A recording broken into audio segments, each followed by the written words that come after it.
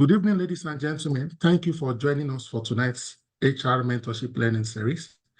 We'll be looking at the role of HR in organizational change and transformation. Ladies and gentlemen, our facilitator for tonight is Omobola Joko Shoemimo, and she's the HR manager with Trino Studios. I will also read briefly about her. Omobola Joko is a human resource professional with over 8 years of experience in the HR space. She believes in the improvement of humanity as a core value for making the world a better place. All right, she holds a Bachelor's of Science in Industrial Relations and Personnel Management from Lagos State University and a professional master's degree in Diplomacy and Strategic Studies from the University of Lagos. She also has a master's program, a master's certificate degree from the Rome Business School. Ladies and gentlemen, I would like to hand over our facilitator for tonight, Omobola Joko Shoemimo, as she speaks to us on HR's role in organizational change and transformation. You have the floor, ma'am. Okay, good evening, everyone. Thank you for joining the call tonight, and thank you, Ogayemi. Okay, I call you Ogayemi, so I think I need to change it to Dr. Yemi. I need to get used to calling you Dr. Yemi. So thank you, everyone. It's my pleasure to be here. So I'm not going to waste too much time. So I'm going to be talking about HR's role in organizational change and transformation. And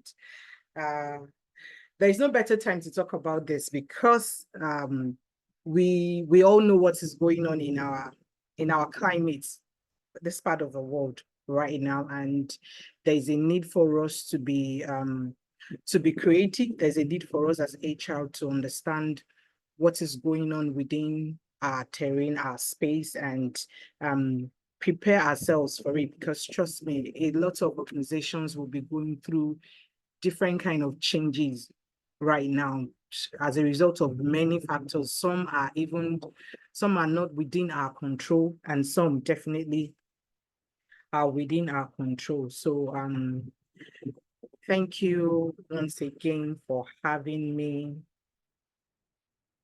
here. So we're talking about change and transformation within the organization. So I'm just going to do a bit of introduction to organizational change, talk about, then that would lead us to talking about HR's strategic role during change management, because if you're talking about any transformation, it's a whole body of a change that, whether as individual or as organization, or maybe department, or maybe a unit is going through it. So we'll talk about some of the things that we need to be familiar with. I'm sure some of the conversations today would not be so new to some of us. So probably this is just going to be like a reminder. And for people that are just so young in HR, this will be a good time to just, get to understand that, okay, there's something called organizational change and transformation, and HR is very, very crucial in when this is happening within organization. So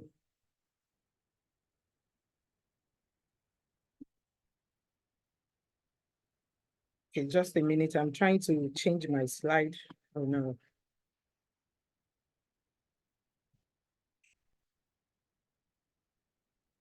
Okay, thank you.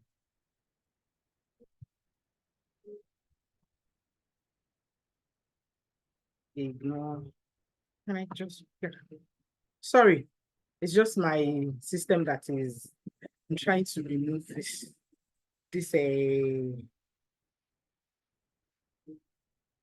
okay, so we're good. So understanding that HR is the people part of the organization, of course, we all know. So like we jokingly say that HR, we manage people in the organization. Yes, we do that, but I know a lot of us would know that it's beyond just managing people. HR, for a while now, the narration is changing that we need to have a seat at the table, because what we do is not just managing people. For me, I think we do way more than that. So one of the things I know we do is HRO has come to the point where we also have to keep the organizational going. We have to keep the business going. We have to keep the business sustainable. We have to keep the business running, because trust me, if the business is not running, if you don't have a business, I'm not sure you will have a people to manage as HR. So beyond the people, you also have to manage the business. So that's where the strategic HR comes from. So but like my introduction says, HR is the people part of the organization, and the people are one of the most important piece of any successful organization, first of all. So when you're now talking about change, if an organization needs to go through any form of change or any kind of change, the people are very, very important in that change process. And why are the people very important? Because there is no change within an organization without the people. If you change the structure, it is still people that would be inside the structure. If you change a process, it's still the people that will drive the process. So the people are very, very important. That's why HR is very, very crucial during any organizational change. And I have a statistics here that says that 62% of people don't like leaving their comfort zone. And this is very true, because even in our personal lives, sometimes we don't like to leave. Once we are used to doing things, once we have a rhythm, once we have a pattern, sometimes it's difficult for us to break free from those things, because we know that it requires a lot of discomfort before you acclimatize, or before you get stable. So that's why Forbes is saying 62% of people don't like leaving their comfort zone. And I quite agree with that, very, very much. And so change is all about leaving your comfort zone. Change is all about, you've been doing things in this particular way, now you need to do it in a different way. And how do you get people to buy into that? How do you get people to be comfortable with that process, to be comfortable with the new reality that is faced with them? As HR, we are a change agent. And one of the things that critical for us to do is we have to see ourselves as the person, or as the group of people, depending on the size of the organization, that would help people to bridge that gap. So there is always a requirement for any change. There's always set of things to do. There's always set of changes that would happen. So HR as a change agent, we are the one to marry it. We are the one to bridge that gap. So that's what our introduction is talking about.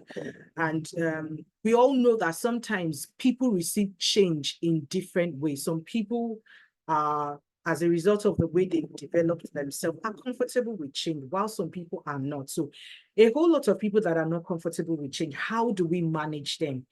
And if we don't know how to manage them, this can really cause issues for the organization. It can really cause because when an organization is going through a change, there is a set objective. There is something we want to achieve. There is a need for us to change.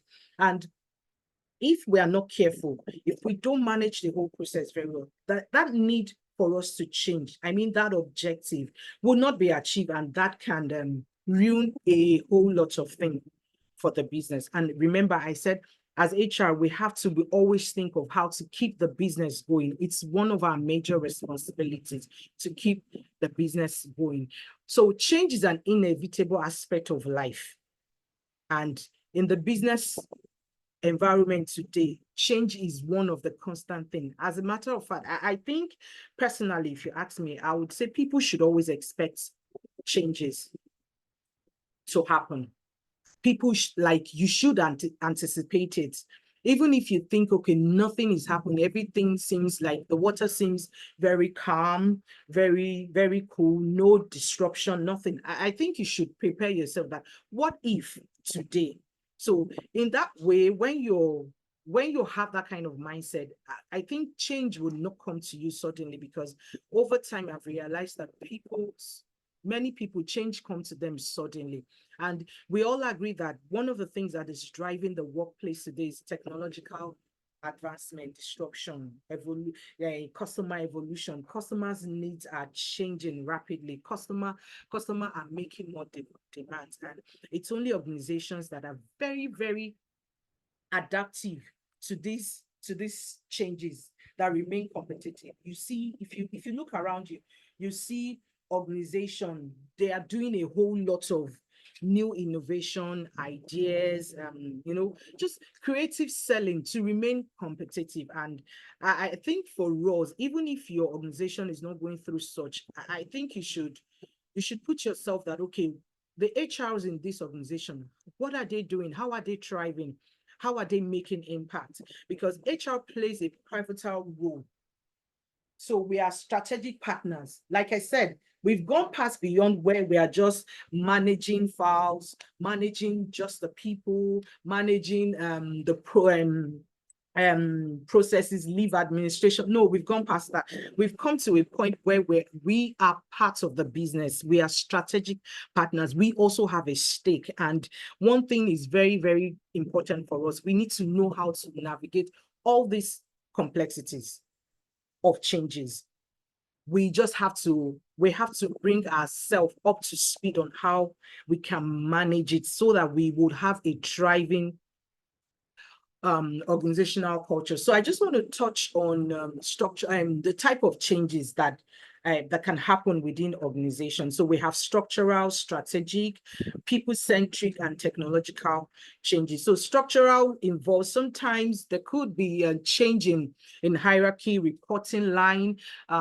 Sometimes a department might just need to reorganize themselves. So for example, you have a unit where you have your sales and marketing team together, and the organization decides to, you know what, let's separate both sales and marketing team, because they're actually two different entities. Actually, sometimes we just maybe the size of the organization, so we just merge them together, and the organization can decide, okay, you know what, let's split them, let's put everybody in their separate. So that's a typical structural change. So for example, if in a marketing and sales, so by the time you split them, you're streamlining their operation. You're making everybody to be aware of this is what is expected of you, and that helps with efficiency. And also it's possible that the market demands that, okay, you know what, we need to work on our marketing strategies, and we need a proper marketing team in place to understand what the market wants and how we are going to sell our product to them. So when we talk about structural strategic changes, so that has to do with so sometimes the organization can do a reassessment or evaluate themselves, like, okay, in the last 5 years or in the last 10 years, this has been our direction. However, because of whatever the reason is, there could be a reason for, having to have a redirection. Like, okay, we need to change our direction. We need to change our focus, and this is where we're going now. So that changes includes the vision being changed.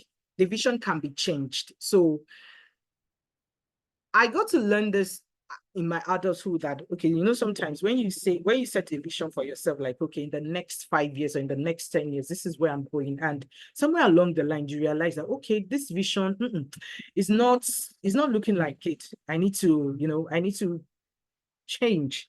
And that change happens just because the future is you're looking at the future in a different light, and you have to change the priorities. So that's a strategic change. So it's not like a lot of business they have gone under as a result of this strategic, not knowing when to strategically change the model of business, the priorities, the objective of the business.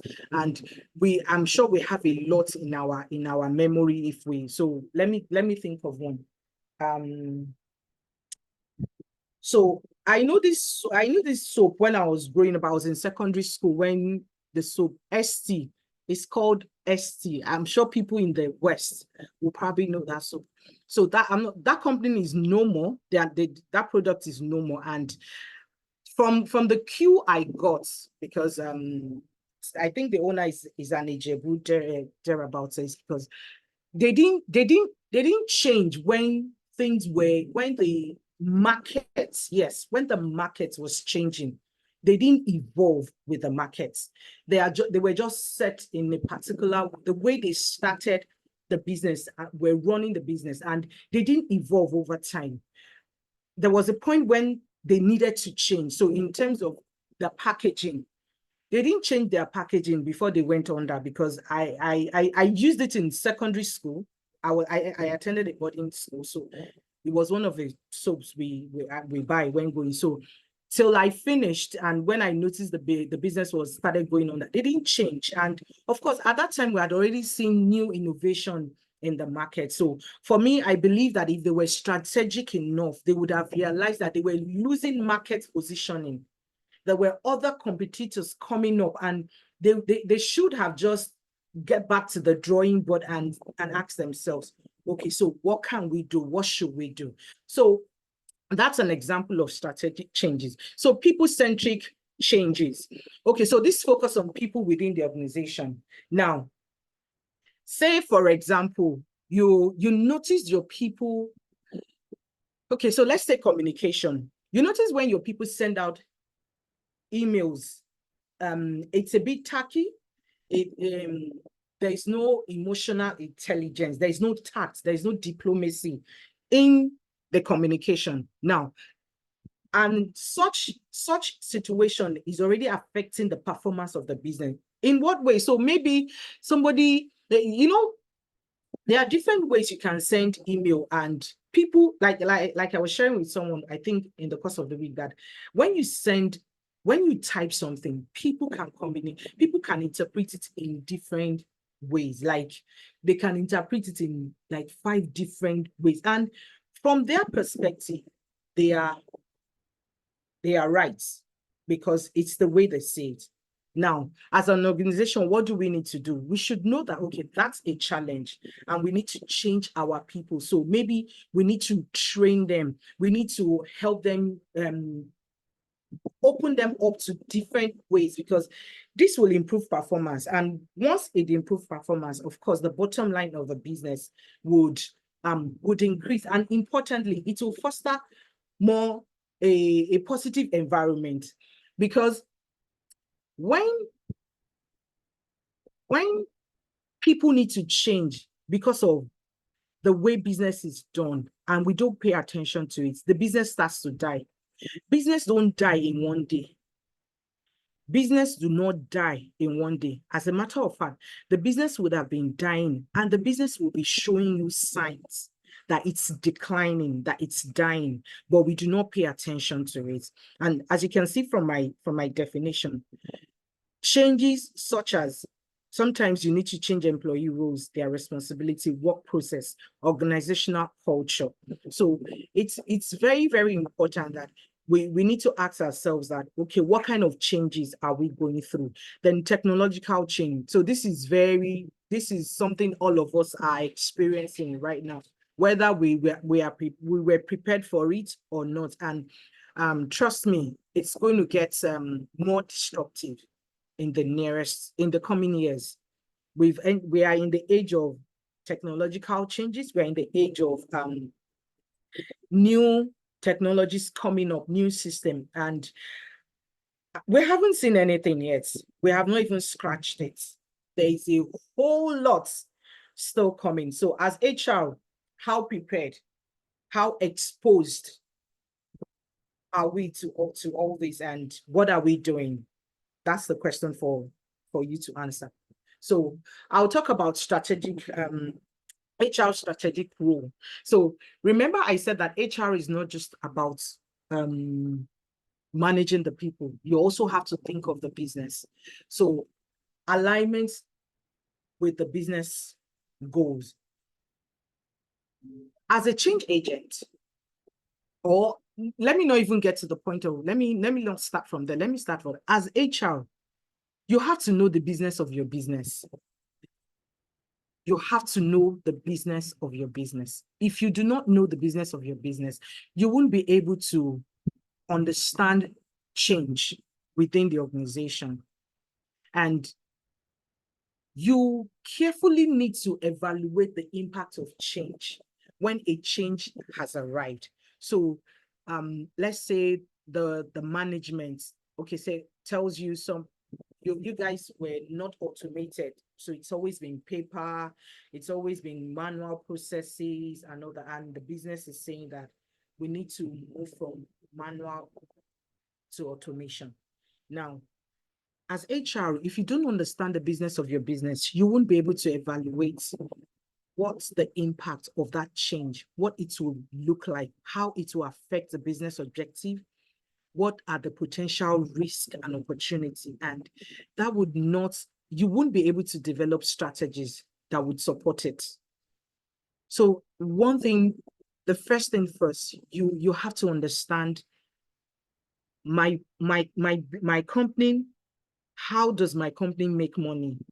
What is the business of my company? If you understand that, so when a change occurs, the first thing you need to do is you need to find an alignment. How does this change? How does it impact on the objective of the organization? How does it impact on the stage where we are? What are the potential risks? What are the opportunities for us? Trust me, there's always a risk and there's always an opportunity. And what do I need to develop? What strategy do I need to come up with to support all this? Change agents, we are change agents completely all the time.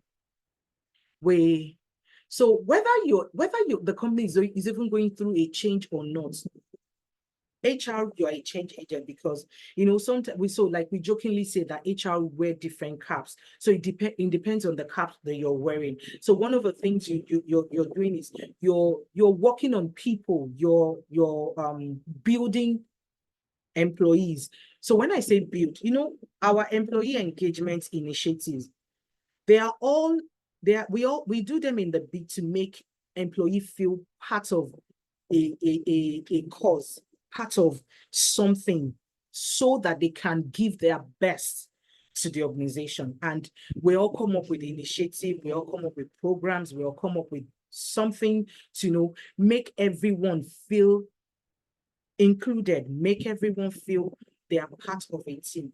That is, for me, it's we are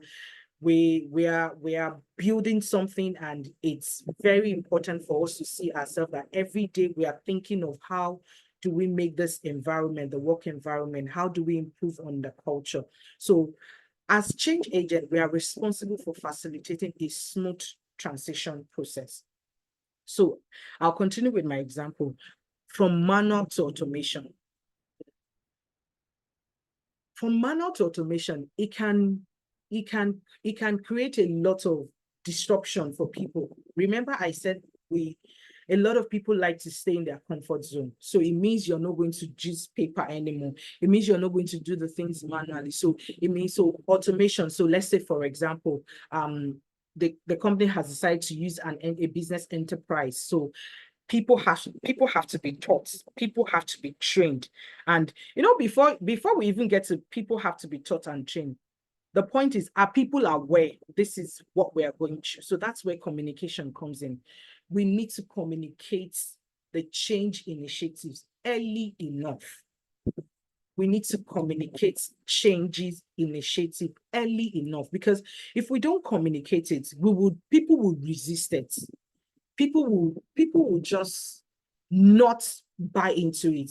And every change process, the people are involved. We said that the people is one of the most important asset of their business. So people are very, very important. So that's why to communicate the change is very, very crucial. So in the process of communicating the change, you will get to understand employees' concern, and this will help you to be able to provide guidance throughout the journey. Your role as an HR is one is first, you need to get their buy-in. So I see a lot of HR on the groups when they ask questions that, okay, my managers or my team members are kind of restricting or kind of not going along with the flow of the business and all that. And in myself, I just tell myself that, okay, so did you carry them along, first of all, before going through, especially, you know, sometimes the CEO or the management will ask us, the HR, to do something, and without thought for the employee. And we as HR, Oga has said, we just go, blah, blah, blah, and then they will be waiting for you. It doesn't work like that, because sometimes I also tend to put myself, if I'm the employee, how would I feel if things are just being dumped at my table? Yes, I know the business has to go on, but there's a way we can manage it. And that's why we are saddled with that responsibility as HR. So in order for you to manage resistance, in order for you to have a smooth transition, it's important for you to communicate the change initiatives to your team, to your team members. It's very, very important. Whatever it is that is going on. Now, it doesn't mean you should let all the secrets out of the bag. No. Communication can be in stages, just on the need to know basis. It's as simple as that. Okay, guys, the management has decided that, okay, we need to move to automation, from manual to automation. And in the coming weeks or coming months, we're going to be experiencing some change. So guys, let's brace ourselves up for that. It's just as simple as that. It depends on what would work in your context, in your environment, because I believe everybody's workplace is a bit different, but at least there's some things that are just basic, and communication is basic for everybody. So so this is just an example. Access Bank, when Access Bank was merging with Diamond Bank, so the HR in this situation, they played a vital role by aligning culture.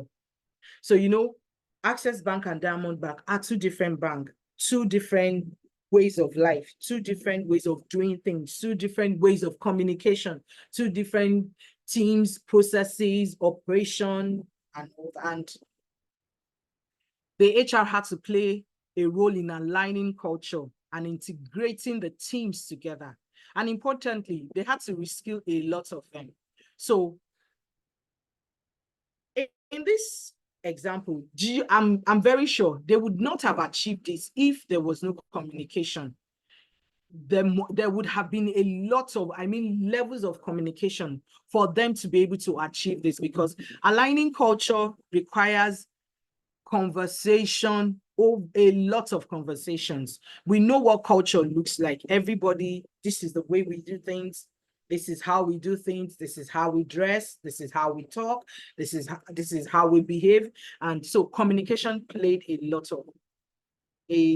of parts here. So another example is GT Bank, when they were rebranded into Guaranteed Trusting Holding Company. So, you know, GT Bank started as just a GT Bank, and there was a time they needed to, you know, just scale up, and they became a holding company and all that. And HR also played a critical role.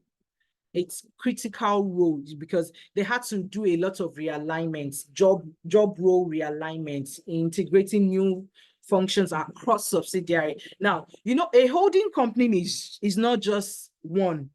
A holding company, they have a lot of subsidiaries. So they all had to be integrated across its subsidiaries. So, and managing employee expectation in the line. Managing employee expectation requires that you do a lot of communication, because you can't manage expectation in line with restructuring. So you're changing the structure of what I know before. Then you have to prepare me for what to expect. And the way to prepare me for what to expect is communication. There has to be that communication. So I'll talk about, so I've been talking about communication and engagement. So I'll just talk about it in another light now. So my first point here is saying transparent communication. In this situation, you cannot call blue black. It has to be open and honest. If you want any change, to be successful, any change process, any change program to be successful, you have to be open and honest in your communication. Employees need to be informed about the rationale behind the change. They need to understand. Remember, I talked about buy-in. You need their buy-in. And for you to get their buy-in, you need to explain to them, you need to make them understand that this is where we are and this is where we are going. In between, we need to fix it. And that's the reason why we have to change to get to where we are going. And, in the process of that, they begin to anticipate the impact. What would the impact look like? So for example, I'm a manual person. Now you're saying we should do automation and I don't know how to do automation. So I'm already thinking that, okay, that means I need to be trained. So that's an impact on me. So it means training.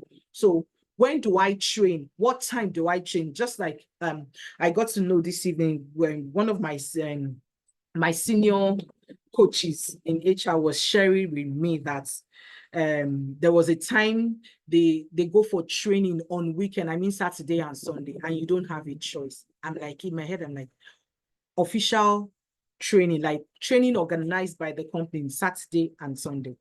And so when she said that, I realized that, okay, there was a need for it. So that would definitely impact her weekend, means no weekend.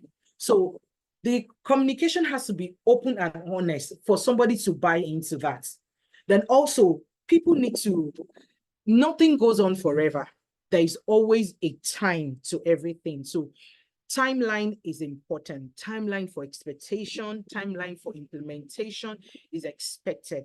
In the process, if our communication is honest and open, I mean transparent, we are going to build trust, and it will help us to reduce anxiety and rumors. Trust me, you don't want communication of what is not through to be flying around during a change process, during a change management. It can destroy everything. I heard that this is what is going to happen. I heard that so you don't want it. So that's why as HR, the first thing, one of the things we need to do is always make sure that the communication is open. We're always communicating. We're always giving people communication. Another point to look at is employee engagements. Remember, we're talking about the role of HR, our role as HR during a change process in an organization. So for employee engagement, it's very crucial for us to engage the people, the employees, in any change process that we are going through, because like I said, we have to get their buy-in. If you don't get their buy-in, they're going to frustrate every effort. Like the best of the best strategy or plan, if the other parties, if they are not buying into it, it will crumble. And importantly, I think because when they buy into it, there's a sense of ownership. They take it as their own. And that's where you really get the success, because they will give it their all that is required, all that it takes, they will give it to that program. And that's where you want to be at every point in time. It doesn't mean that you will also have people that are just stubborn, or people that don't just see what we are trying to achieve. But I think if a larger percentage of the workforce gets buy into what we are doing and have a sense of ownership, I think we will have a good success rate. So it's very, very important. And, because in this process, we also seek for their input. We also create an opportunity for feedback. So as you know, sometimes as management, because we are we are up there, we tend not to see things that are happening at the floor.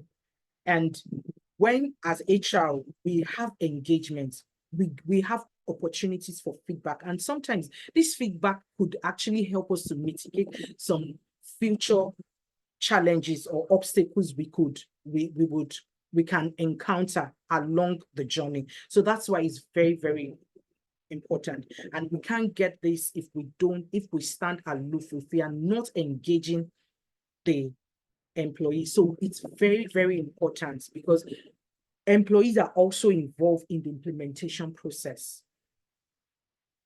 They are the one who would carry out the process. It's not the orgas, it's not the people at the top. So you save yourself a lot of stress when you engage them. And like I already said, we have a shared ownership. We have a shared, it's a win-win for everybody. It's a win-win for everybody. So I'll just share two examples. During MTN Nigeria's launch of its digital banking services, HR facilitated frequent town halls and feedback loops to keep all employees engaged, and which is very important. So feedback loops, the more you get feedback, the more you're able to tighten any loose end around that might create a stumbling block or might create an obstacle.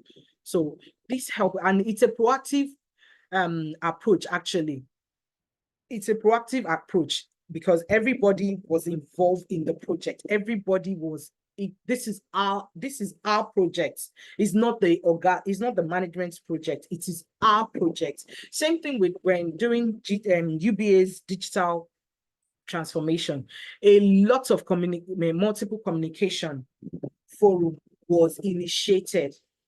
One-on-one session, town hall meeting, just in so the whole purpose was for employees to be able to express how they feel, their concerns. Okay, so automation, will I still be able to keep my job? Will it not be that it is machine that will do my job, so I'm not needed, I'm not wanted? But when there is communication, when there is engagement, when we engage them, we somehow let those fears, we somehow address it, letting them know that, okay, this and this is what is in the pipeline, this and this is what the organization is going to do. And everybody feels at peace. Morale is improved, and trust, we have more trust in the leadership of the business. So I'll talk about development and training. So really, for most change processes, it comes with training and development, because so this is where we are, this is where we are going, this is the gap. So the gap in between, is it something that training can fix, or development? And most of the time, that has to do with skill assessment. We need our people to be here to be able to carry out this objective, this new objective or new vision we are pursuing. So the people you have right now, what is the level of skill they have? So that's skill assessment. So once you're able to assess them, then what next? You need to train them. The business landscape is evolving. So so let me take UBA's digital transformation. I'm sure when they started the digital transformation program, not all the employees were digitally inclined. They were not all of them had digital skills, but so that means there were training programs to bridge the gap. Training programs, so it could be online, it could be one-on-one workshop, on-job training, mentorship opportunity, trainings tailored for specific need of the organization and its employee. So that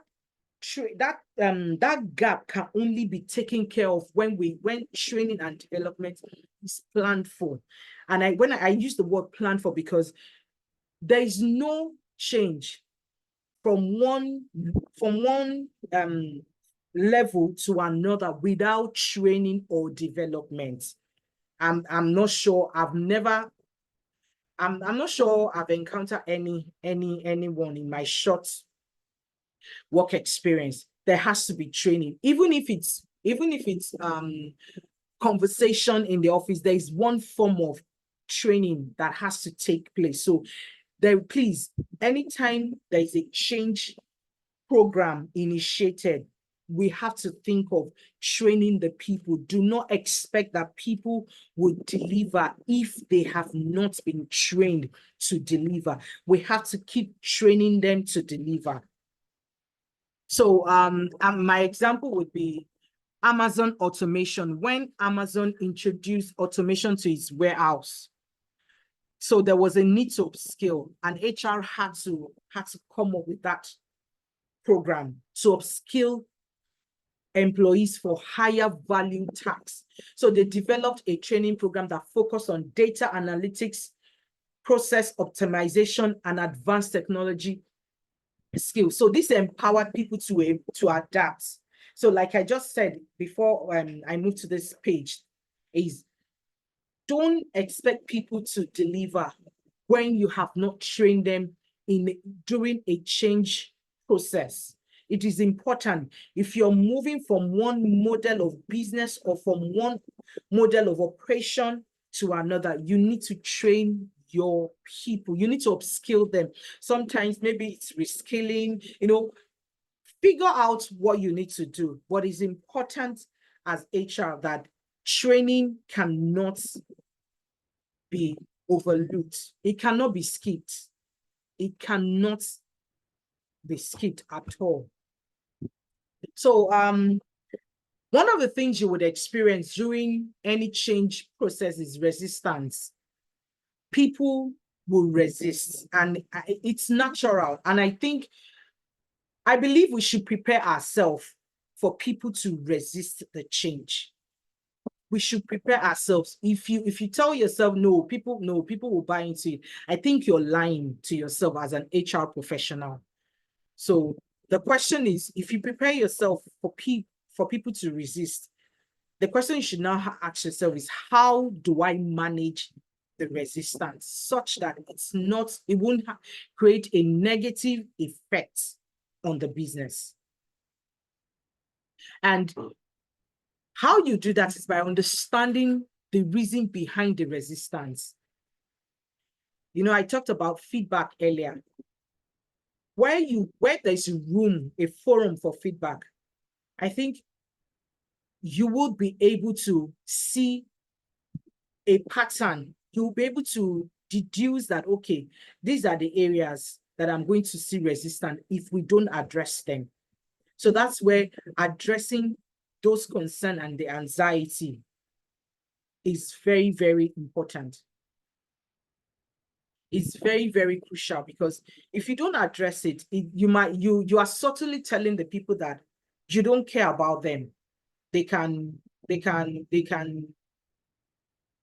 like, you're not an HR or a management that listen to its people. And in the last CIPM conference that just ended, one thing that stood out for me in one of the sessions was where one of the speakers was talking about that the employees are actually speaking all the time. They are speaking, they are talking.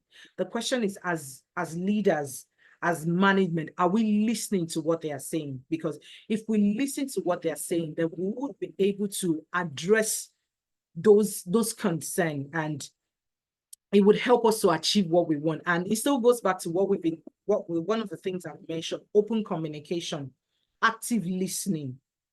A lot of people don't listen. They just hear what people are saying.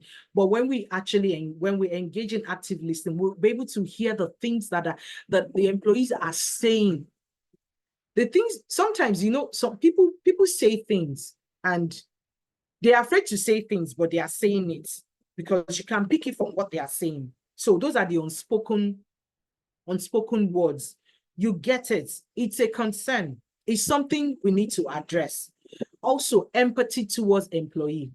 Even the best of us sometimes change is hard on us. So we can expect that people will react to change, and that this is where empathy comes to play. We need to show empathy to them. So when we have all this in play, then we can now be strategic on how to manage the resistance, because you have to figure how to manage it. So one thing you can do is, please, communication has to be clear. One of my bosses will say that in the bid for us to sound good when writing, we use high sounding words, and sometimes just being simple, go straight to what you're saying is the best. So you use complicated words, you use words that are so ambiguous. Imagine when you are communicating to your floor members, your floor workers, employees at the operation level, and you're using English that you would normally use for the boardroom. They won't understand. Even the boardroom these days, they like it simple and straight, because they have a short time. So just go straight to the point, no beating around the bush. So clear communication, active listening, addressing concern directly. You know what? This is A, it is not B. It does not look like V. It is A. It is A. It has to be direct. It has to be there. And we also need to provide support and resources. Now, providing support would, I believe, as the HR, you know your people. Remember, I said, know the business of your business. So you know your people. So you understand what they need. The truth of the matter is, many a times we understand them, but we just tend to ignore and shy away. Maybe because sometimes our hands are also tied as HR people and professionals. So providing support for them is required. Now, we need to acknowledge the impact of change on individual. People are different. People react differently. People are levels in life, level of exposure, level of reasoning, assimilation, how we understand things is different. So the impact of changes would affect us differently. Some people can be quick to open up themselves to the changes. While some people are slow, they are just dragging. But at the end of the day, they will catch the fire. And while some people are like, they are just so scared, like they are stuck, not knowing whether to move or to go back. They are just, so you need to understand each individual that you are dealing with. So in this way, you'll be able to provide support. We are not all on the same page. We are different people. So as HR, we should be able to understand this and manage each individual. So one of the things we can do is engagements, constant open dialogue. The more you communicate, the more you engage them, these things will play out.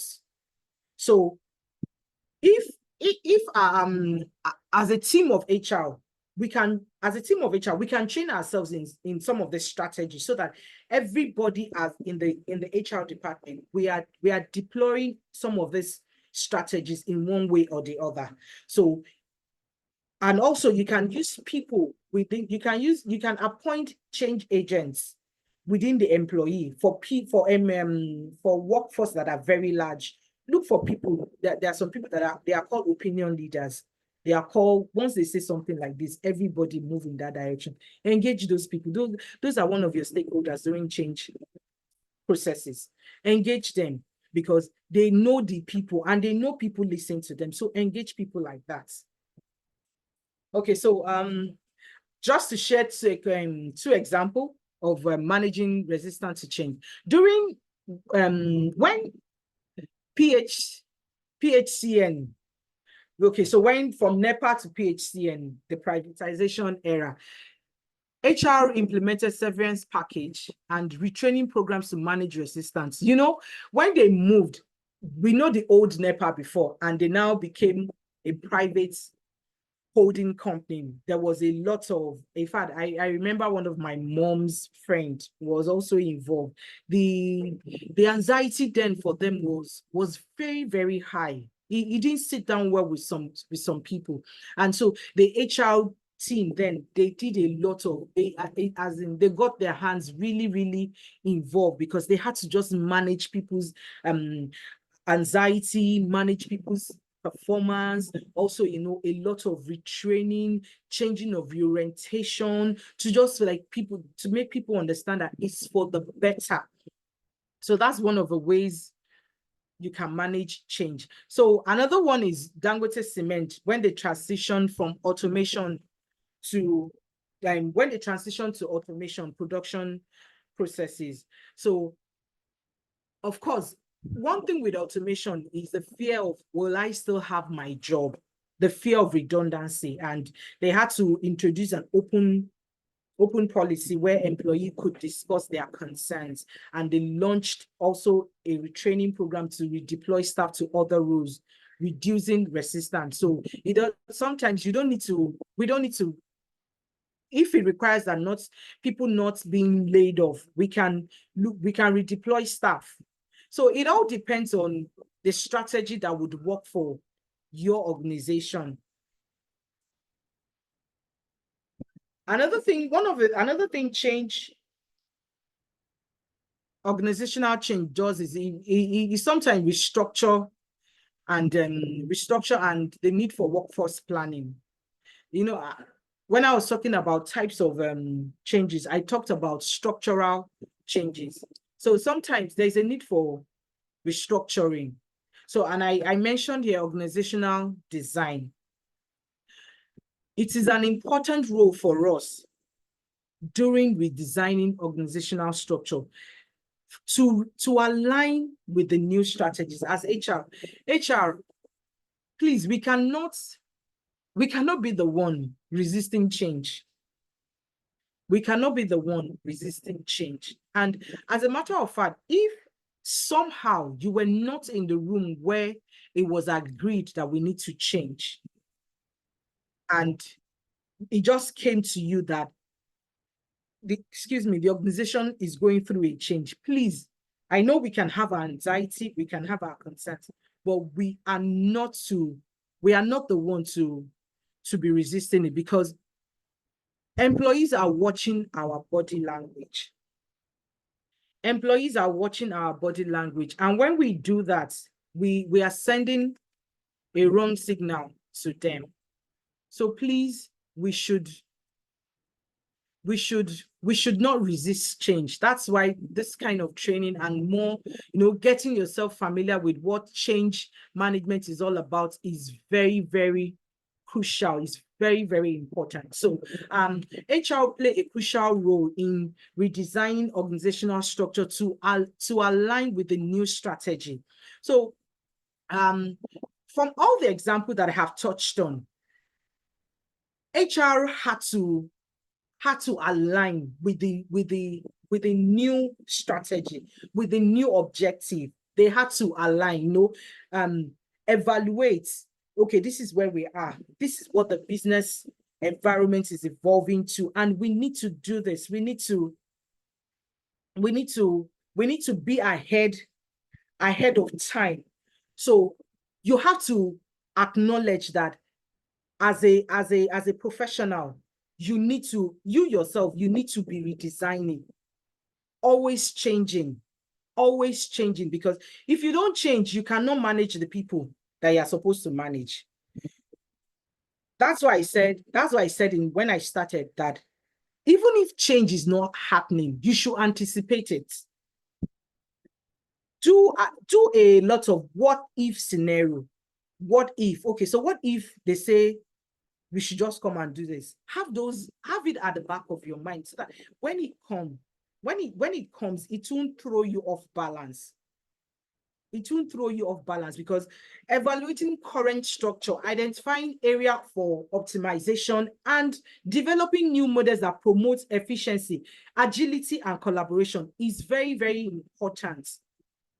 It's very, very important in the new business environment we found ourselves. So with all these, okay, let's talk about the economy, the way Nigerian economy is now. The way Nigeria economy is now. So typically you're someone who likes 9 to 5.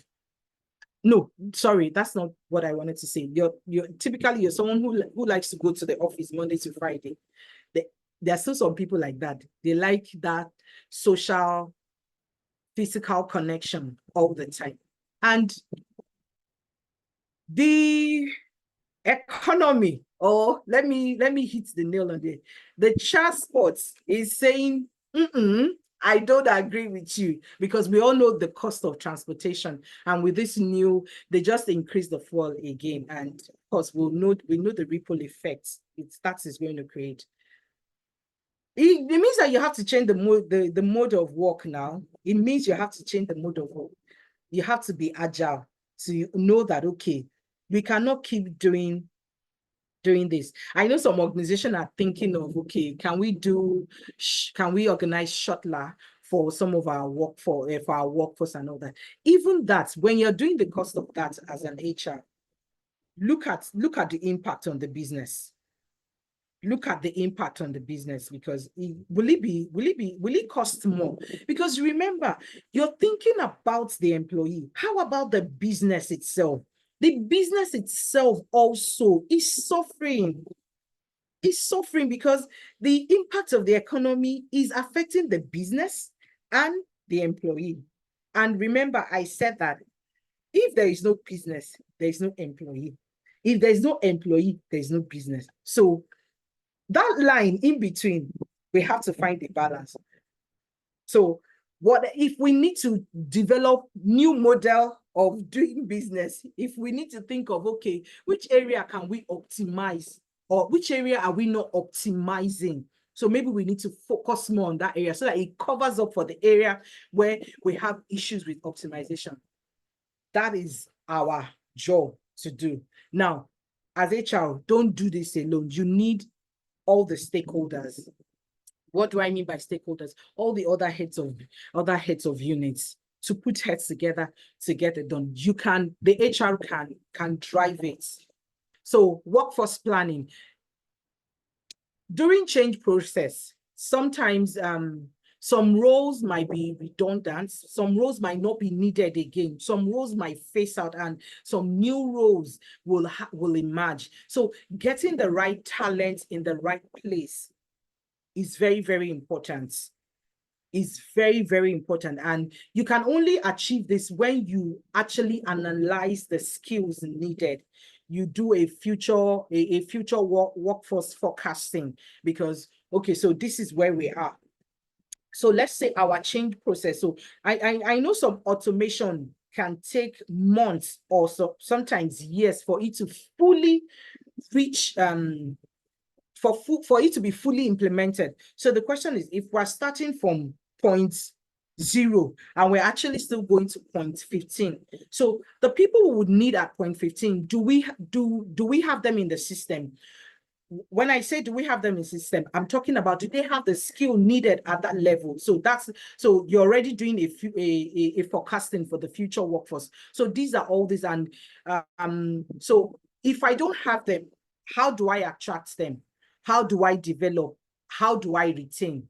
Because sometimes you can start a change process with some set of employees, and in this era of the JAPA, halfway the JAPA. So if you don't have how you develop, how you retain in between, how you attract in between, you can be back to square one. And that's where managing the workforce is very, very critical for us as HR. Okay, so I'm still going to use Access Bank and Diamond Bank is one of my examples. So, you know, the two organizations had to integrate two distinct corporate cultures, values together. So they didn't, it doesn't mean that Access swallowed, you know, when Access, if we're saying Access swallowed, it means that all the corporate cultures or value of Diamond Bank didn't come into play. No, that's not the case. They had to sit down and merge the two together to become one, because remember, there are two different companies coming together. And one cannot show more power than the other, because you want a smooth transition. So there has to be mutual agreements. There has to be both of us saying that, okay, yes, we are part of this project. And this included workforce planning to avoid redundancy. Staffs were redeployed, and of course, integration of system, managing the integration of system and department effectively was one of the things they did, and which has helped them. And they're still, okay, so the new Access Bank is thriving, and they are growing very, very strong. Another example I will touch on is IBM, when they shifted to cloud business model, and this, of course, involved a lot of significant restructuring and workforce planning by the HR. So you can see that HR is very, very core to every business activities and every business processes. So talking about performance management and metrics. So it's important for us to set clear expectation during a change process. You know, I said, people don't like to leave their comfort zone. So you've managed to take them out of their comfort zone. You've managed to get their buy-in. You've managed to train them. Now, it's important to let them know that this is what we are expecting from you. And that expectation has to align with the goals of the change we're talking about. You remember I said that we shouldn't use ambiguous word when we are communicating. Same thing with our expectation too. It has to be specific. It has to be achievable, relevant, and time-bound. Because when we are clear on performance management and metrics, it provides a clear guidance for the employees on their performance. They know that, okay, this is what is expected of me. These are my deliverables. This is old time is gone. We are in a new era. So now this is what is expected of me. And it fires them up. It creates awareness of, okay, I have to deliver this, I have to do this. So let's not get carried away that, okay, we are going through a change process, and people are kept aloof, not knowing what to do. They've been doing things in a particular way. Now they are telling us to do it this way. What are we achieving? What is our objective? How would my performance be measured? What do I need to do? And regular review needs to take place. Regular review needs to take place. So people need to know that they are doing the right thing. Like we are all coming to the understanding that performance reviews is not just done once a year or twice a year anymore. It's not even done just once in 3 quarters. As a matter of fact, performance review is done every day, because I come to work, I'm supposed to deliver on this. I didn't meet up what I'm supposed to deliver today. By Friday, it's still lacking behind. There's a need for conversation. And because that helps us to track the progress and to make sure that I'm in alignment. I'm not deviating from the set objective. I'm not deviating from the new goals. So it's a conversation. It's a regular review. It has to be regular, and employee HR has to be on top of this to make sure that that employees' performance are not against the metrics. They are in alignment. They are not deviating from what we agreed on. Because if people deviate, I think we can tell when people are deviating before it gets to a point where it becomes irreversible. So if we pay attention, we can easily identify areas of improvement and support for the employees, or if it's just some set of employee or a particular employee. So it's important for us to have this in our checklist to understand that we need to set clear expectation. This is your goal. This is the new objective. This is where we are going. This is the direction. And in terms of goals and in relation to performance, it has to be specific, it has to be achievable, it has to be relevant, it has to be time bound, because that would be like a guideline for them.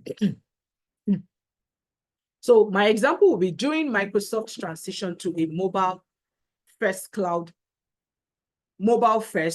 cloud strategy. The HR had to redefine their performance metrics to align with the new business goal. So we all know how Microsoft started, and when they moved to the cloud, and when they started doing the cloud business. So as the HR, there has to be a clear, distinct performance metrics saying that, okay, we've moved from here to here. This is where we are now. And these are the new business goals, so that somebody is not stuck in the old, so that somebody is not stuck in the past, and you think, okay, you're probably still going to measure. No, new measures that reflect the importance of innovation. So now we're in the time where we're innovating. We are providing cloud services. So expectations, measures around customer experiences to ensure that performance evaluation reflects the new strategy direction. That's the new strategy direction. So our performance, our measurements has to reflect that, and it has to be well communicated. Same thing with MTN Nigeria when they expanded their operation into providing mobile finances. Like I said, they now provide mobile finances, and so it's not just it moved. They're still into the telecommunication, but beyond telecommunication, now they also have a mobile financial services. So people that were moved, or people that transitioned, that experienced the change process, would know that, okay, we are not just a telecommunication. Now we are financial service. We provide financial services. So their performance metrics should reflect that, should be okay, that adopting mobile banking. So how you measure them should reflect on the success of the mobile banking. Building a change resilient culture. Sorry, I've been talking to myself all alone. Please, am I still on track? Yes, you are. Okay, thank you, sir. Thank you, sir. Okay, building a change resilient culture. Cultural transformation. Culture is very, very important, and culture sometimes is very, very challenging. Culture is not something we see. Culture is not those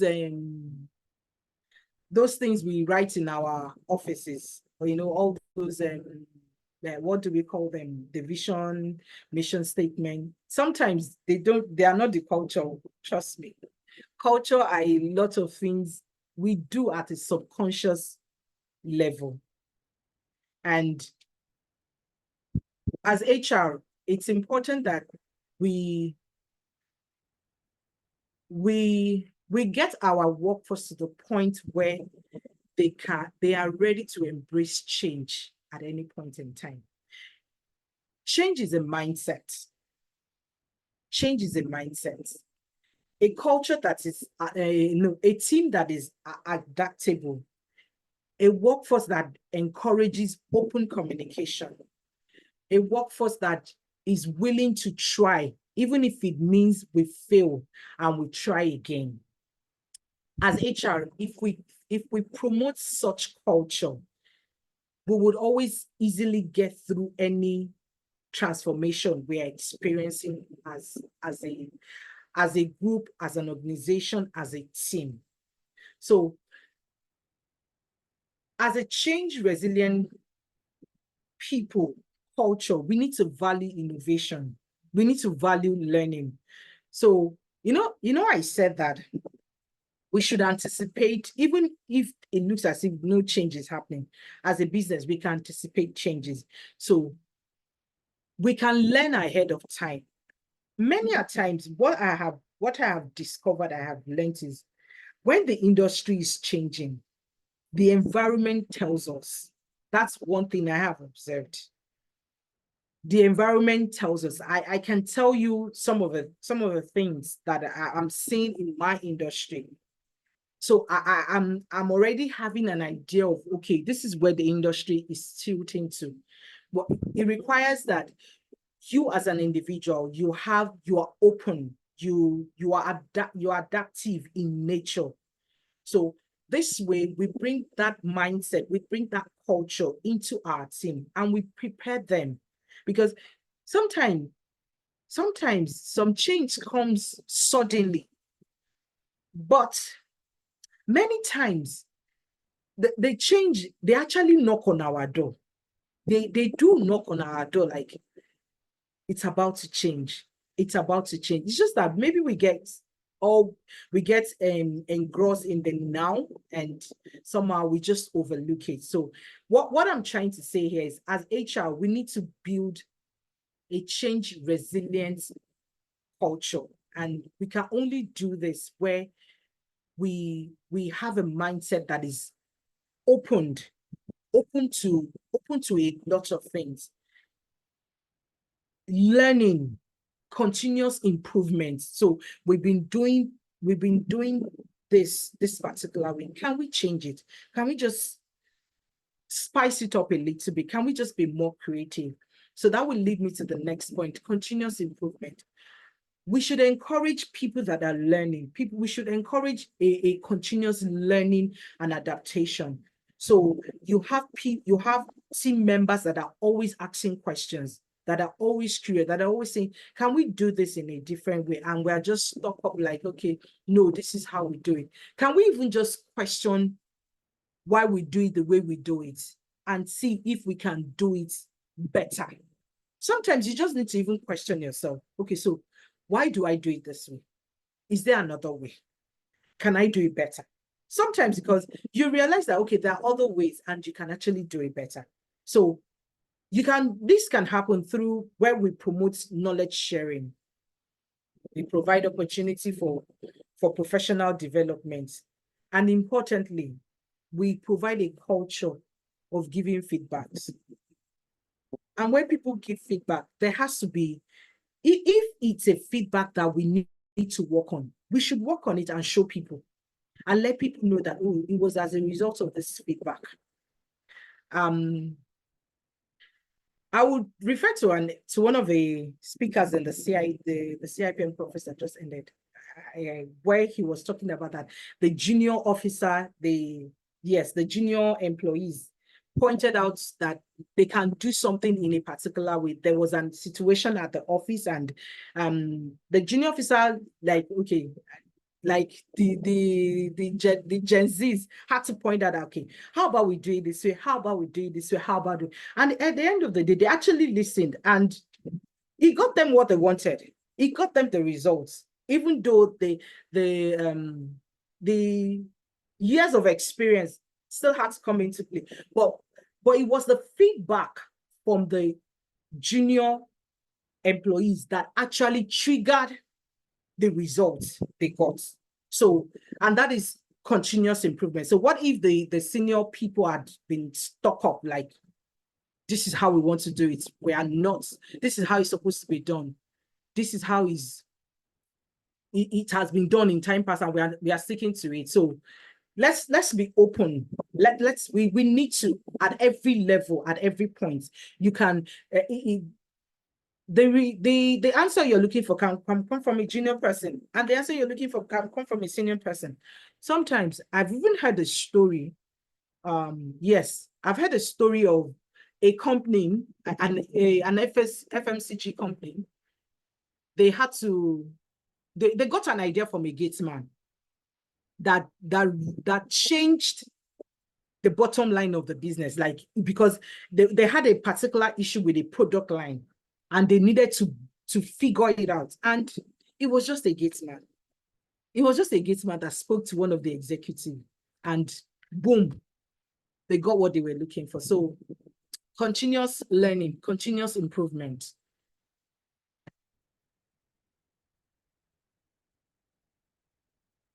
So my example would be Adobe shifting from selling packaged software to a subscription involving significant cultural transformation led by the HR. So Adobe, yes, I noticed that Adobe now you have to do, you can do subscription. It wasn't like that before. It wasn't, I'm not sure it was like that before, but I know now this they will tell you to subscribe and all that. So, and this, so of course, this will be a cultural transformation for them, because it's, you know, like I said, that we've been doing it in a particular way. Now we have to do it this way, and that is moving from one way of life that I know to another different way of life. So it requires that I go through a transformational change, and this was led by the HR. So they implemented programs to promote agility, collaboration, and customer centricity. So this cultural transformation enabled Adobe to adapt to the changing market landscape and thrive in the digital age. So remember, I said that it's the business environment that sometimes require us to make these changes. And if we don't make them, remember my ST soap story, if you don't make them, you're going to start declining, and very soon you'll be out of business. Same thing at Andela. So Andela also had to go through the cultural change of continuous learning. So they continued learning. I've come to understand that learning, see, if you want to stay relevant, if you want to stay on top of your game, learning has to be your best friend. Learning has to be your best friend. You have to keep learning. You have to be open to learning, and it's work for a lot of people. I mean, a lot of seniors that I know, when you get to talk to them, like, they are still doing this.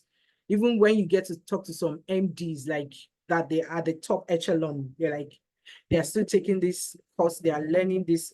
So you ask yourself, and that's why a lot of businesses that are thriving now are doing very well. So Andela had to provide a continuous learning platform for upskilling opportunity and a strong feedback mechanism. So that I know that this feedback was giving them pointers to area where they need to keep improving. And this helped the workforce to quickly adapt as the company is changing from local talent focus to international marketplace. So I just did a bit of a checklist for us. As HR, provide an HR plan for training. Once you know a change is initiated, please, we need to provide for training. We need to act as the key communicator about the change. Remember, I said we cannot afford to allow rumors or different information to be flying around. It would make people agitated. They are not sure, because when it comes from HR, they know it's coming from the right source. So they can hold it. They can hold on to it. So that's why we need to be the key communicator about the change that we're about to experience. Another thing I wrote here is help change the team and anticipate resistance. So sometimes we have a change team. So we need to, you as the HR, you know the people. So you need to also like prepare the change team to anticipate resistance, whatever kind of resistance you think you might encounter. You need to help the change team, because the change team they are different from the workforce. So don't let the two teams be clashing. That's why as HR, we are in between. We watch out for resistance as well too. We provide resistance mitigation suggestions. So those are your strategies, what you need to put in place. Okay, how about we have this engagement? How about we have this constant review, one-on-one communication, town hall meeting? This will help us to reduce resistance issues in whatever way. Suggest opportunity for engagement. If there is any open opportunity, take a hold of it and suggest it. And importantly, please, we need to keep the people in focus. There is no change without the people. There is no change without the people. There is no change without the people. So we need to keep the people in focus. I'll say it again. There is no business without the people, and there is no people without the business. There is no workforce without the business. I think that's the right word. There is no workforce without the business, and there is no business without the workforce. It's a mutual, exclusive relationship. We both need ourselves. So this is just a case study. Enterprise Life Nigeria. I don't know. Does anybody know? Do we know this company? Does anybody know this company? Does anybody know Enterprise Life Nigeria? They are into, I got to know them of recent, even though I didn't know who they were before. And it's amazing because they just expanded their operation into Nigeria. They have presence in some part of I think West Africa and some other part of African country. I'm not sure, but I know they have a presence, and they just expanded their operation into Nigeria. So while they were expanding, they encountered some of issues with local regulatory environment and, of course, customer behavior. We in Nigeria, if there are some things that we are not sure of, there are some things we don't gamble, because they have insurance products, some of the insurance products. I don't know the whole part of their product, but I know they have some insurance products. And so one of the things they did is they started recruiting locally.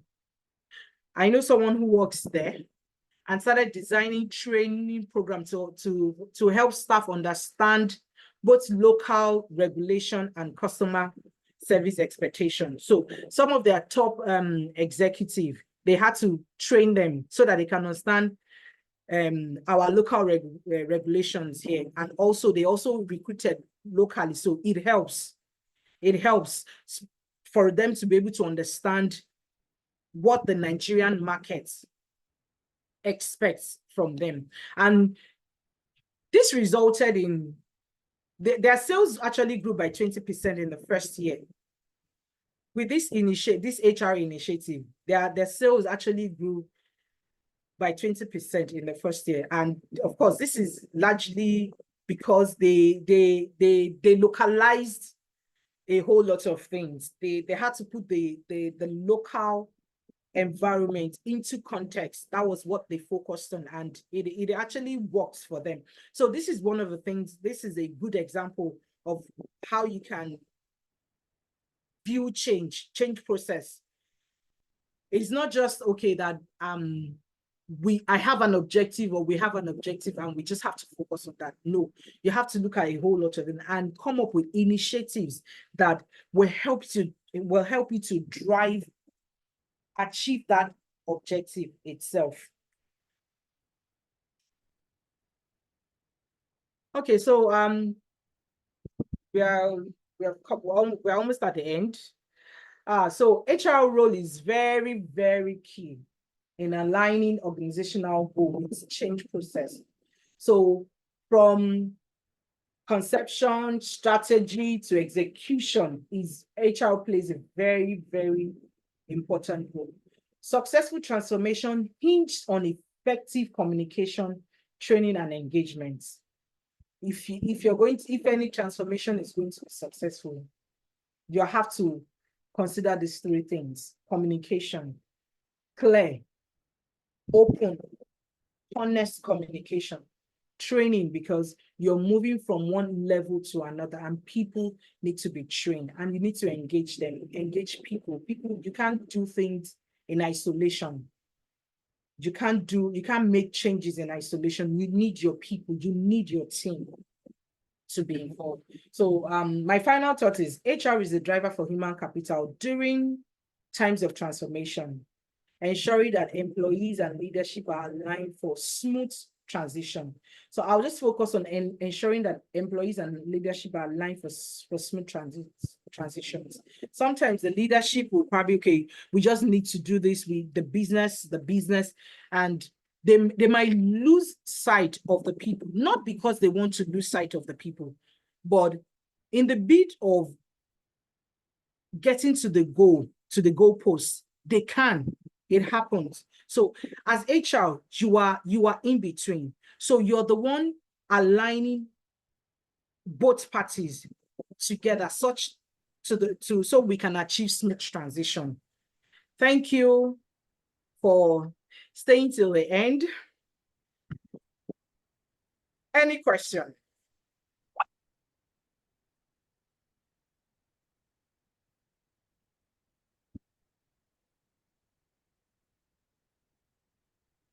Any question? Okay, yes. Permit me to.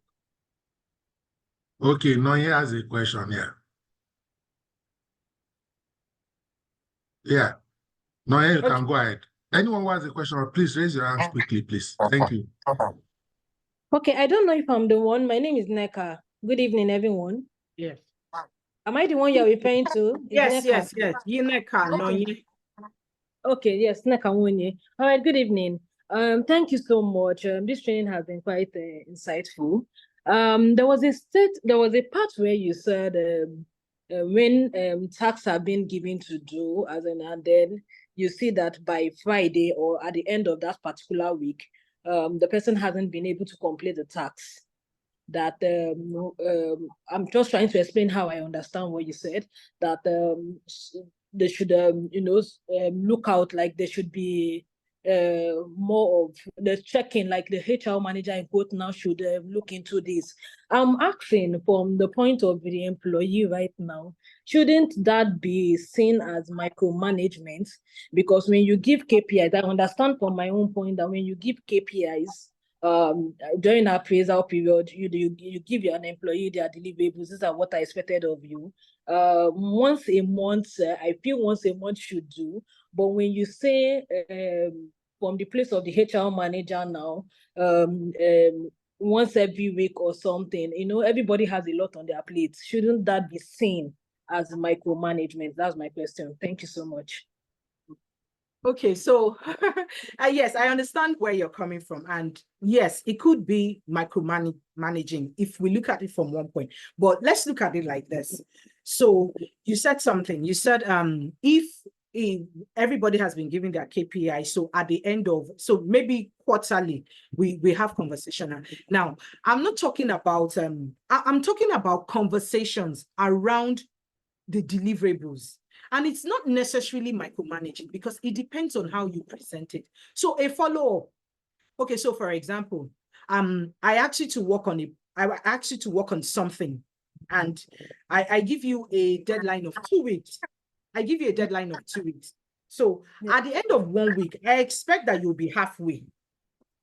Okay. I expect that you'll be halfway. So if you are not halfway, something is pointing at something. So is it that you are lost? Okay. On the assignments, you don't know what to do, or you're finding, or something is wrong. So a check-in. Now it depends on relationship within the organization. Now, so somebody just said in the chat box that KPIs are part of engagement and HR should do regular checkups. I also believe HR, we can do regular checkups. Now, I also, you use the word HR manager. So now I'm not saying HR manager to be managing everybody like that. I think I can say it. Line managers are actually would manage their direct line reports better, because you know why? They work with them every day. So as HR, I'm supposed to train my line managers on how to have this conversation.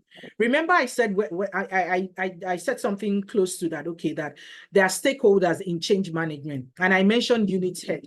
You need to have engagement with unit head. You need to have their buy-in. Once you have their buy-in, once you do a check-in on the line managers, indirectly, you're also certainly letting the line managers know that they should also do a check-in on their people.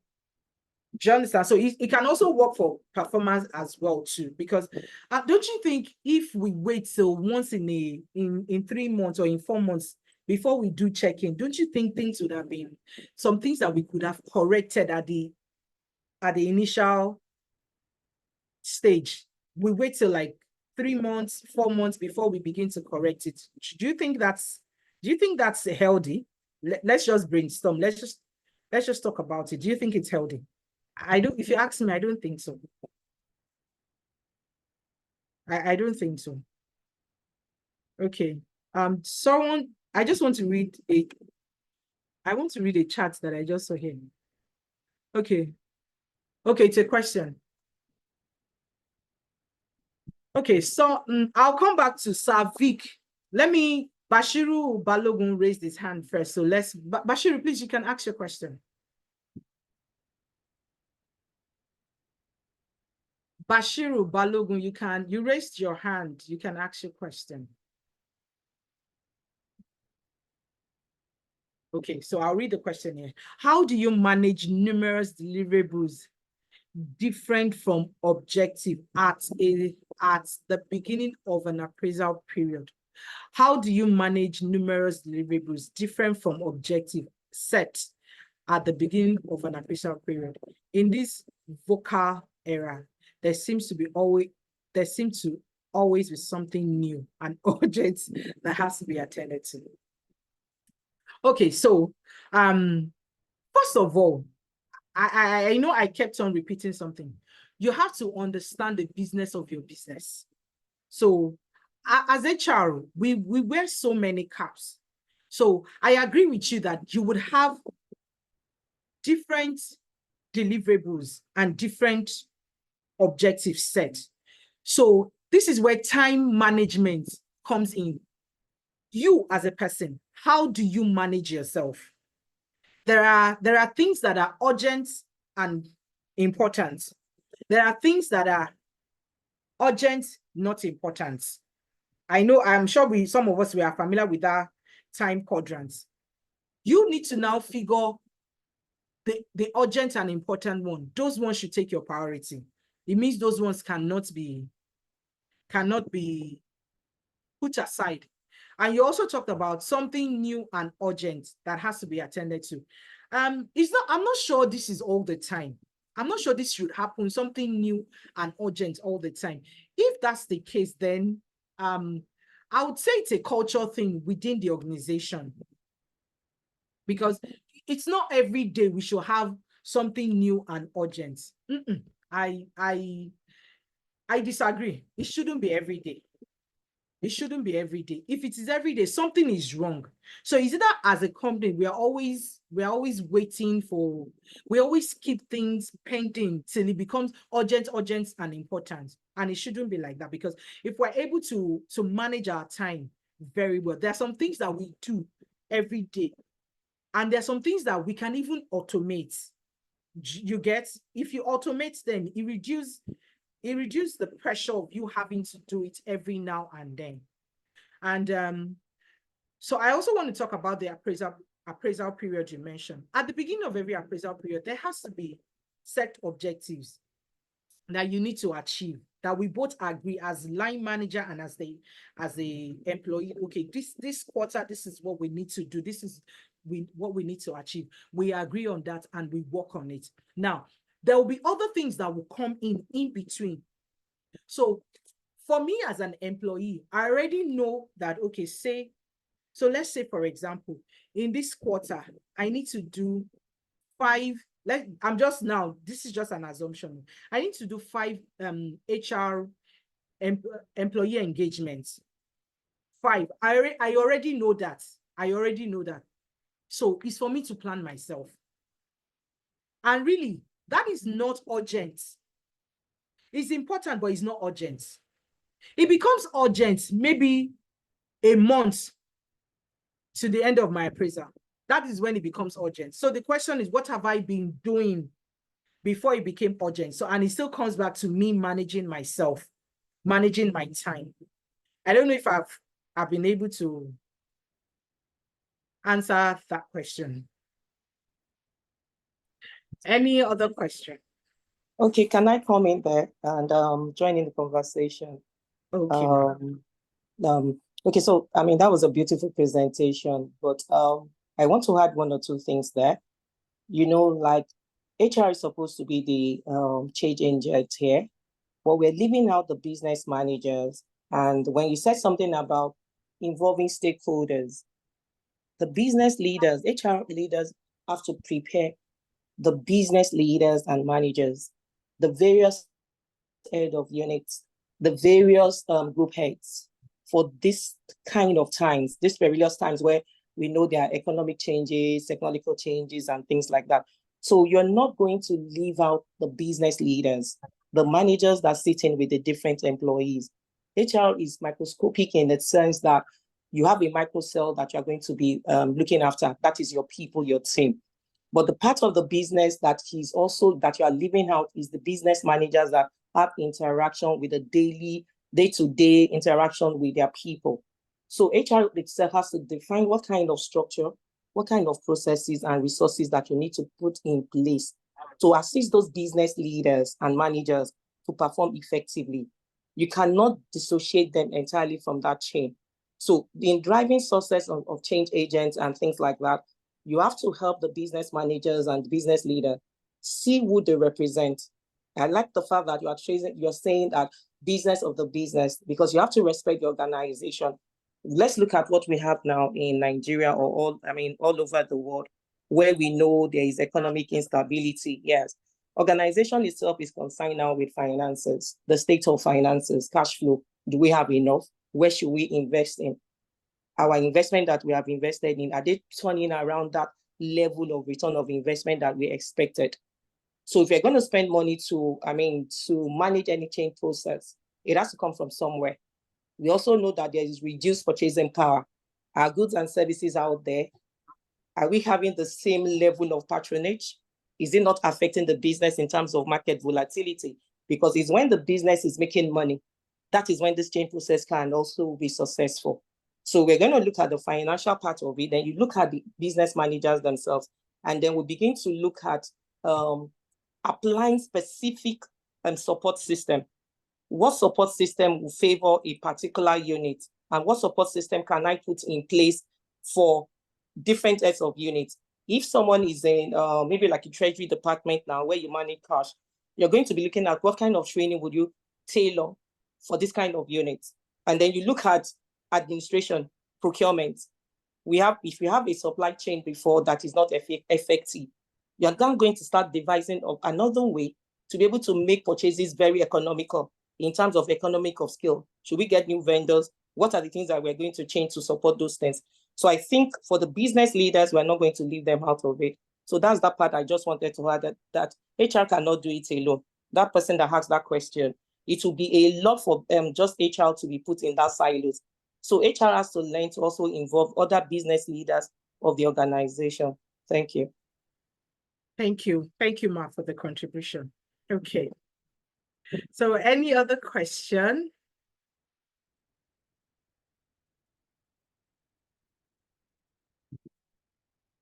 Any other question?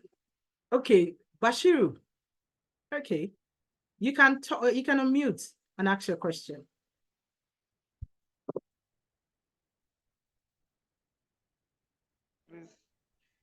Good evening. Good evening. Good evening. My question is on the issue of appraisal. Appraisal, it comes either quarterly. In some organization, it might be quarterly. It might be by yearly, and also. Now, the reason for bringing out appraisal is to see the performance of the staff or the employee. Now, in a situation that you have a discussion with one of your leaders, maybe your manager or one of the managers within the organization, and try as much as possible to let the manager or the managers to know the reason why you have to send these staff on training, under training and development. And the manager insists that it's not yet time for the staff to be sent for a training. And you, as the HR manager or HR person, sees the reason for sending the staff or the employee for a training just to boost the organization of fit and the departmental improvement. What do you think we can do about it? If the manager of that department, being the team lead, resists that training cannot take place upon the employer. Okay. If I understand you correctly, the line manager of the employee is saying it's not time for the person to go for training, and Yes. HR is saying that this person should go for training. So, okay. So I'd like to ask a question. Yeah. Who decided, or on what metrics did you use to determine that as the HR that this person should go for a training? Okay. After the appraisal that came around from the department. Okay. So if it's the appraisal, I'm sure it's a conversation. I'm sure it's a conversation between the employee and the line manager. They came to a conclusion that, okay, we have a skill gap in this area. Yeah. And I'm sure there will be a timeline where that skill gap needs to be addressed. Yeah. Okay, good. So if that's the case, then you as the HR manager, I think you need to be in alignment with the line manager to determine when the employee can go for the training, because sometimes so for example, no, not for example, like I always tell my people that when it is best for me to take one person out of your team to go for a training. So I'm thinking maybe the workload is saying that we can't afford someone to be missing in action right now. So we can agree together with the line manager to look for a suitable time. I don't think that's such a big deal anyway. Okay, so I'm supposed to wrap up, but Derele wants to add to I think to this conversation. So my doctor, just permit us. So Derele, you have the floor. All right. Just to add, you said, the previous speaker had said something about managers usually managers work hand in hand with their direct reports, so they understand why direct reports might want to go for a training or might need some form of skilling, right? So if, like Omobola said, right, you need to do a drill down. The drill down is at the point of the appraisal, who requested for the training. If more likely, if the manager is saying it's not time for that employee to go on the training, then it's likely it's the employee that recommended themselves for the training. It will also mean that the line manager has seen that this particular training may not be beneficial for the department at the time. So if you don't do a drill down, if you just see that, oh, this person failed training and puts a particular training for themselves, and you take that and add it into your training calendar, then it just means that you just want to spend money emotionally without thinking about the business. Sometimes Yes. people just put trainings as, what training do you want to go for? Just feel it inside just because my company says they send us on training, so let me just put one training there. But is that training going to be beneficial to one, the person, two, the department, three, the organization? You should also remember that whether it's training, whether it's performance management, it has to either trickle up or trickle down. It has to be beneficial to both parties at the same time and not just to one person. Thank you. Mhm. Thank you. Thank you. And I absolutely agree with what Derinde has shared with us. So thank you, everyone. So we are going to call it a wrap. Thank you for staying with us. Thank you for your time. Doctor, over to you, sir. Thank you so much, Omobola Joko Sowemimo. It was a very interesting, informative, enlightening session. Please kindly express our appreciation verbally to our facilitator for tonight. Please, let's say thank you. We can take a bow. Thank you so much, Ma. Very insightful. Thank you. Thank you. God bless you. Thank you. Thank you, everyone. Thank you. Precious, Ma. Thank you. Really appreciate your time. Thank you. Uwa, thank you. Thank you so much. Thank you.